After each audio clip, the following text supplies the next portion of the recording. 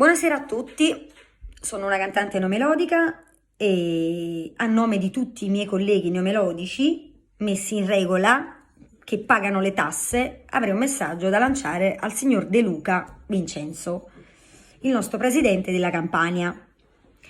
Allora, io mi chiedevo, il 18 maggio il signor Conte ha dato via libera a tutte le attività, giusto?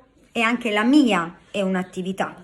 Io sono un artista in regola che paga le tasse regolarmente, annualmente, e rilascia le fatture quando va a cantare. Per cui io sono un artista, sono in regola, quindi anche io ho il mio lavoro. Ok? Allora mi chiedevo, se la nostra categoria neomelodica è andata nel dimenticatoio o magari non è mai esistita per voi. Ma vi ricordo che se voi ci chiedete di pagare le tasse, allora vuol dire che siamo degli artisti che esistono in un decreto che poi ci sarà.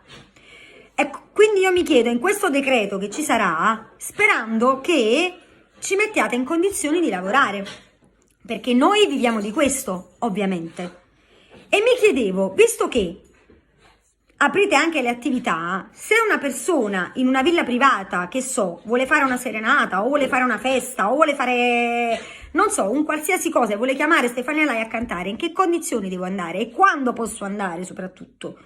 Perché qua non si è capito, qua state pensando ad aprire le attività, ma anche la mia è un'attività, ok? Perché se io pago le tasse è un'attività al 100%, per cui come vi prendete le tasse, dateci pure la possibilità di lavorare, ok? Sicuramente noi lavoreremo con le restrizioni, senza fare assembramento, sicuramente, ma metteteci in condizioni di lavorare, manterremo le giuste distanze, perché è giusto che sia così. Con le mascherine, a costo di cantare pure con le mascherine non è un problema, ma metteteci in condizioni di lavorare, perché comunque viviamo, ripeto, di questo e credo e spero di non far parte di una categoria mai esistita per lo Stato.